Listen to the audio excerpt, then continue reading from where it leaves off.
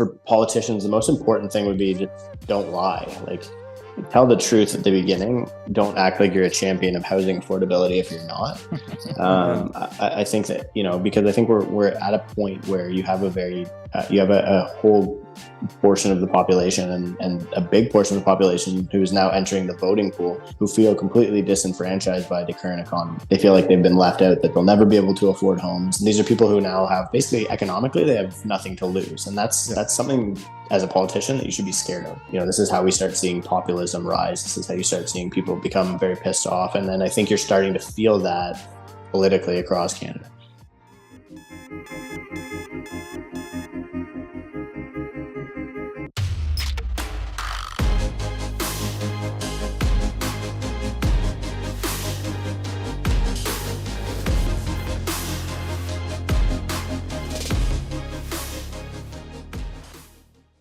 Hello, and welcome back to the Very Real Estate Effect podcast, a show dedicated to real estate investing right here in Quebec. And yet today we have quite an important guest from Ontario. So today we have Dan Foch. Welcome to the show, man. Yeah, thanks for having me. Happy to be here. I'm excited for the conversation. All right, me too. So before we jump right into it, I just want to remind everyone, thank you for your continued support. If you have any questions, ideas, and topics you'd like to hear about, and guests that you'd like to recommend, please continue reaching out to us. We're in the process of planning our next couple of weeks. So it's always interesting to go get guests that you want to hear about. Dan, I reached out a couple of weeks ago. You made an excellent point about the permit approval process and the length it takes in Ontario, and in Quebec we kind of have the same issue. So I was hoping we'd talk a little bit about that, but before we get into it, so Dan, how in the world did you get started in real estate investing? I've kind of just been immersed in it my entire life, to be honest. My family's in the business, on the brokerage side and the investment side, as well as a little bit of development stuff. And so, growing up, I actually didn't want anything to do with the industry because, when you're a teenager, you think, I don't want to be anything like my parents, but spent a lot of time doing manual labor. I worked in the agricultural world for a while, and then I traveled as well. I went to Switzerland to do military conscription, and that kind of opened my eyes to the reality that I probably should focus on maybe using my mind and getting into the knowledge work space a little bit. And I'd always been really passionate about the subject matter. I just didn't really, just being a stubborn kid, wasn't interested in what my parents had to do. So I chose to pursue it in a post-secondary. So I went and did an undergrad in real estate, and then through that worked for a couple of Canadian institutions in real estate investment trusts. I worked in the commercial real estate space, worked in the public sector, and kind of just tried to get a full scope education. And then went out right after university and started my own business, or joined the family business in transaction. Nice. Okay, so you're a broker as well? Yeah, I am a broker. Okay, you're a broker, and you work a lot on the development side. So now you've also been advising investors and realtors, and one of the big situation that I understand in Ontario and in Toronto specifically is the difficulty and the length it takes for permitting. So for those who are not from Ontario, because most of the audience is actually in Quebec, give us a little bit of background on all that. Yeah, so I'm just going to try and pull up the report here, but the Canadian Home Builders Association puts out this report called the Municipal Benchmarking Study on an annual basis. So I put out two pieces of content recently that kind of infuriated the real estate industry a little bit. So the first one is that in Ontario, 31% of the cost of a new house is tax. So it's the highest taxed production in the province. And then the second piece of content was that Toronto potentially has the slowest municipal permits in the world. And that's probably a bit of an exaggeration, but it certainly would be in one among the worst. And the reason for this is there's two studies that kind of allowed me to guess that this was the case. So the first one was that the OECD puts out this building permit or entitlement timeline, and Canada is second worst in the OECD Yeah. for building permits. The only one after us is Slovakia, and we're about 3 times the timeline that it would take to get building permits in the United States. And then Toronto, as a result of this Canadian Home Builders Association municipal benchmarking study, Toronto is the worst in Canada. And maybe that skews the data, but so Toronto being the worst city in the second worst country has, somewhere in there the potential to be, One of the worst in North America, pretty that's for close, sure. pretty close. Yeah, definitely Yeah. in North America, pretty close to the bottom of the barrel globally, I would say. Yeah. And so just to put it back in perspective, I think from looking at that chart, I think it was around 3 years for the total permits. Yeah, I think it was 32 months for the city of Toronto. Okay, so just under 3 years. So why is that such a problem?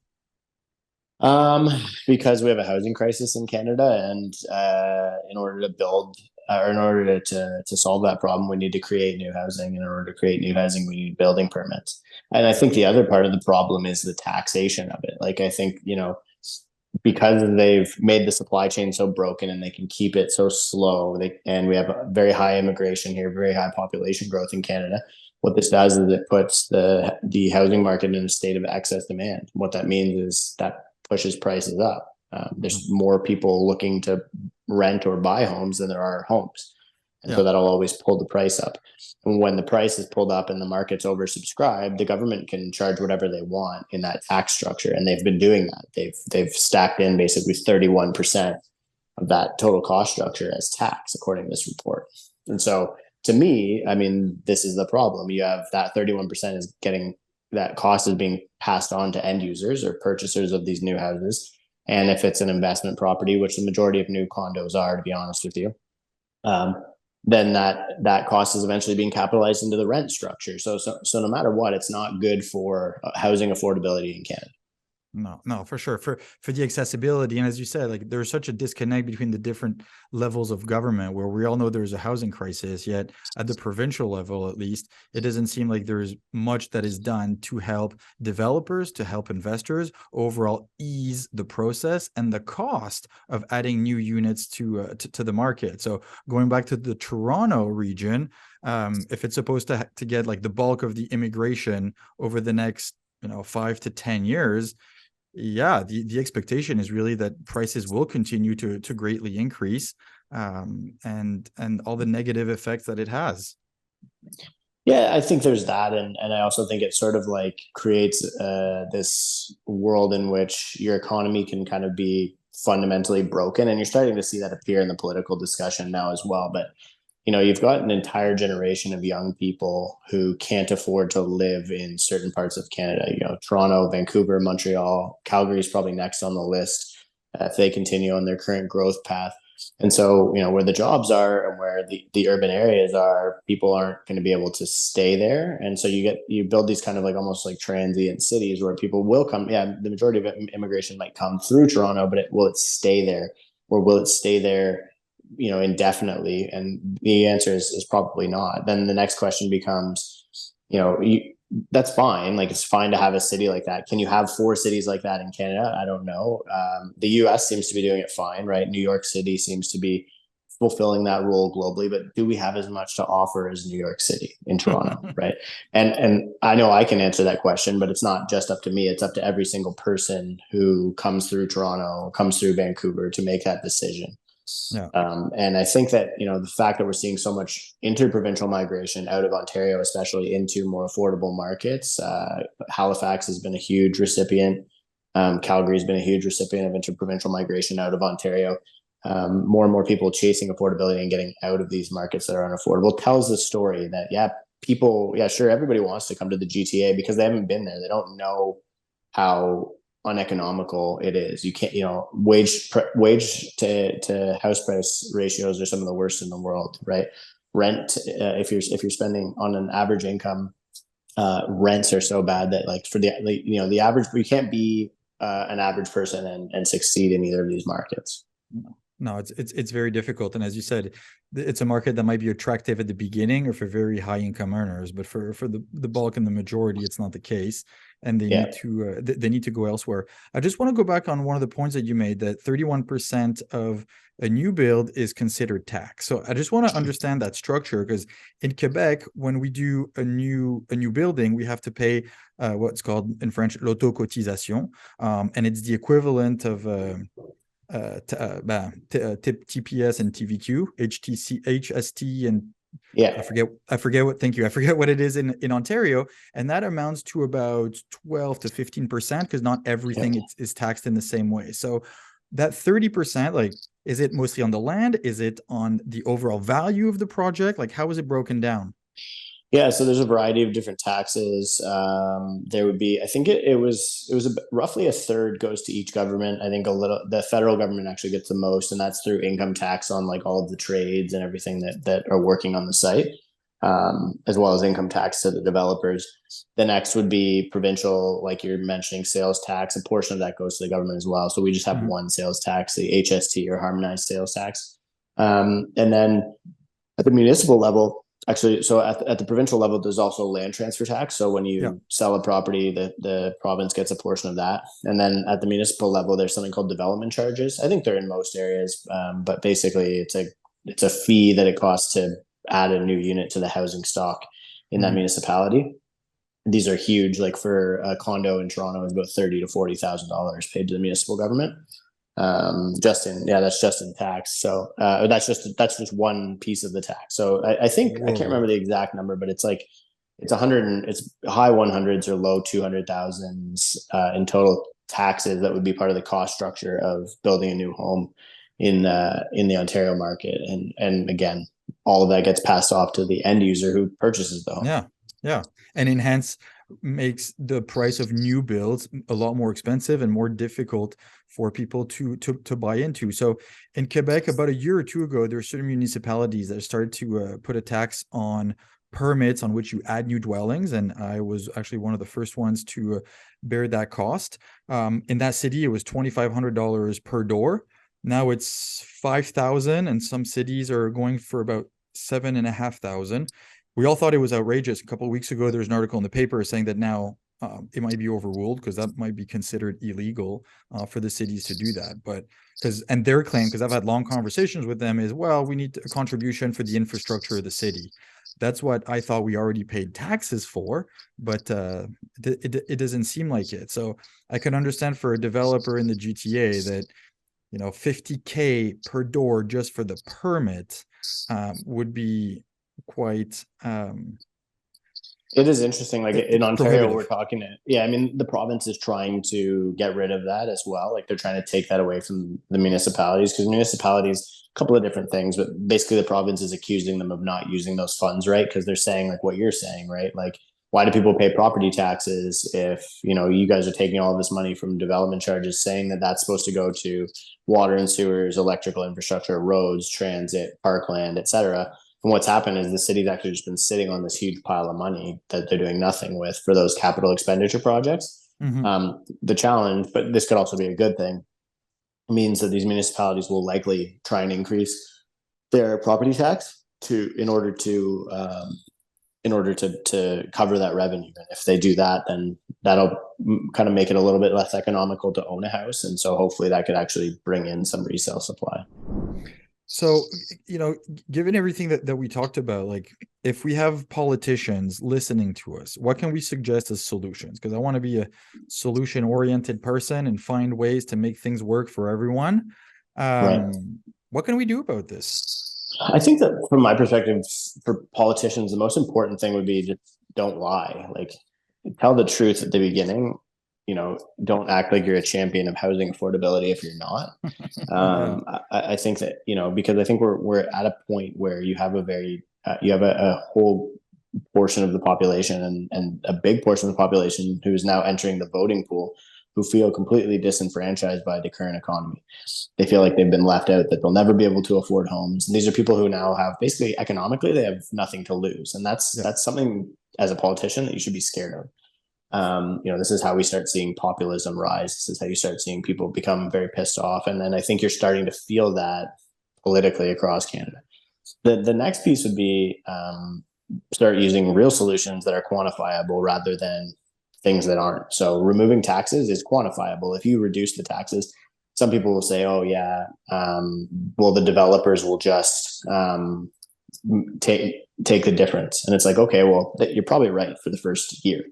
But then all of a sudden, it becomes extremely profitable to be in the development space. And you'll get a rush of competition going into the development space in order to make those margins, and that'll start driving the cost down. Right now, we have a problem where developers are disincentivized to bring supply forward. We're seeing basically more and more projects being canceled or put on the shelf or whatever it is, because there's the cost structure isn't good. Developers make like a 10% margin, the government makes 31% margin on a house.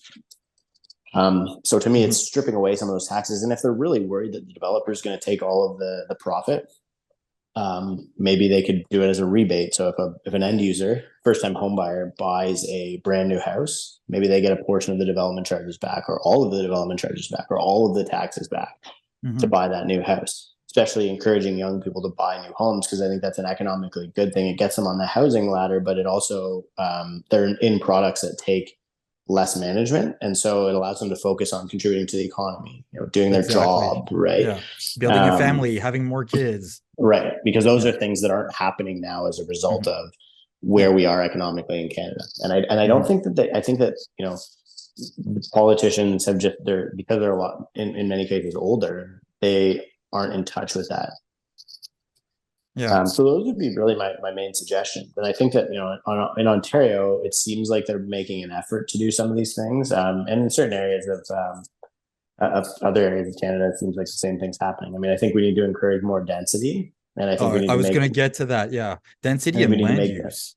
Yeah. We need to make density more profitable as well. And so like in Ontario, they've proposed that basically they'll get rid of development charges for anything under 10 units. I mean, if you do that, then all of a sudden, everybody who owns a detached house could potentially put a 10-unit building on their property, right? They're talking about potentially the city of Toronto making it so you can put a fourplex on any detached lot in the city. I mean, all of these things will help. It's the question is like, are we at a too little, too late point? I think the economy will make that decision soon as to whether or not it makes its way through this recession well, or if we actually struggle as a result of recession. Yeah. And I'm glad you brought up the land use, because I mean, we have the situation in Montreal where there's a lot of lots that are far, far, far from optimized. I mean, they currently hold, a 5 or 6 plex, but really you could add another 5 or 6 units just in its own right already in the back. So now it's just a question of access, a question of the utilities and all this, but there's no incentives to do this. And the cities that we need to add more dwellings in the same amount of space. So we basically have to go up, or we have to really maximize the use of each existing lot. And the cities aren't really doing this. And again, there's absolutely no incentive to do so. Right now, it's just it's a fairly big lot. A third of it is built, and the rest is just a backyard with 2 or 3 parking spots. But we could add potentially another 5 dwellings on this. So I hate to say, like, if I was in City Hall, but it's just there's so many ways to increase the density on the area that we already have, and it's just too bad that the cities aren't doing more of it. And one of the ways could just be ease and faster to get building permits. For sure, totally agree. Now, when it comes to land use, obviously we need park, we need green space. I know in Toronto, the city is quite keen on keeping this green horseshoe, or whatever it's called. The green belt. The green belt, thank you. But there's a lot of places that could be redeveloped, or it's along the 401 where you see, like, I call them the photocopied houses, where you have like entire neighborhoods. There's like 2 models of home that are just the exact same. Now, the sprawling suburbia is not the way to go, for all the reasons that we know, because it increases traffic. It's a bad use of space. Do you see any new type of construction, building, and urban development projects in Ontario to kind of go against that? I would say so. I think that the challenge with the GTA is we really are building on either end of the spectrum. So we're building extremely high density, and we're building extremely low density. So you have McMansions and shoeboxes, basically.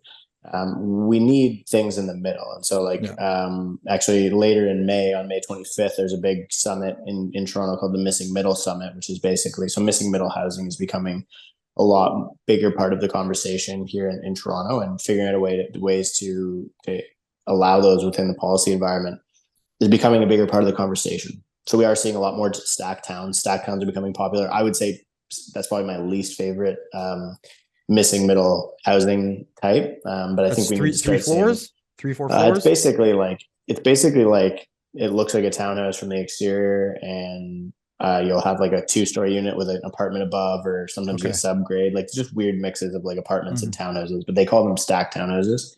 Okay. Um, but like I think a lot of those should just be 3-story apartment buildings, really, right? Hmm. Then I think the more that we can start building things like that, making it, I think changing the conversation around um, when or how families can live in urban areas and in infilled areas. It wasn't that strange, in the city of New York, or even in Montreal, as an example, right? For people to grow up in urban areas. And I don't know Hmm. why we are acting like, the city isn't a good place to do that. And I think that, again, getting more and more into the conversation, probably the reason we've ended up with that perspective is because we're building these massive, highly dense towers that aren't suitable for families. And so it's like missing middle housing, I think, will really expand that ability for young people to have families in an urban environment in a more Hmm. affordable way, because they only need one car, maybe they can walk to everything, or Hmm. whatever it is. And so I think we're kind of just getting into that renaissance period, for Canada, for young people, for small cap investors and developers to actually start building meaningful projects to improve housing in Canada. Yeah, and that's a very good point, that it doesn't just take some individual homes in the suburbs and some towers. And as you said, that missing middle, I wasn't even aware of the term. Thanks for sharing that. It takes in creating these developments, it takes a good mix. You're creating a community, and it's not just a question of adding a whole bunch of residential units. You need some commercial at the bottom. You need some schools and daycares. You need some office space so people don't have to travel 20 kilometers to work, and they can all live and work within a 1 or 2 kilometer radius, and ease the traffic and so on. And that's one of the big downs I find of the lack of proper urban planning to recreate communities and neighborhoods, so that everything isn't concentrated and working in the middle of the city and living outside as far as possible. Mm-hmm. Mm-hmm. No, yeah, I completely agree. Mm. All right. Well, hey Dan, thank you. Thank you very much. For those who are interested in your podcast or getting in touch with you, what's the best way to do so? Yeah, I mean, if they're listening to this, they're probably already on a podcast platform. So if you just search the Canadian Real Estate Investor Podcast, that's where you can find us. I'm pretty accessible on social media. If you just search my name, Daniel Foch, Foch, I'm pretty easy to find. Yeah, that's about it. I mean, I'm happy to take DMs or calls or conversations on any social media platform. So I'd be appreciative if anybody wants to reach out. Sounds good. Actually, that's how we got in touch, and you are very accessible. So thanks for responding so quickly. My pleasure. Thank you very much, Dan. And again, to everyone who's listening to this episode, if you feel like this conversation helped you, feel free to share it with a friend. All right. Thank you very much. And stay tuned until next week. Have a good day. Keep making some offers. Ciao.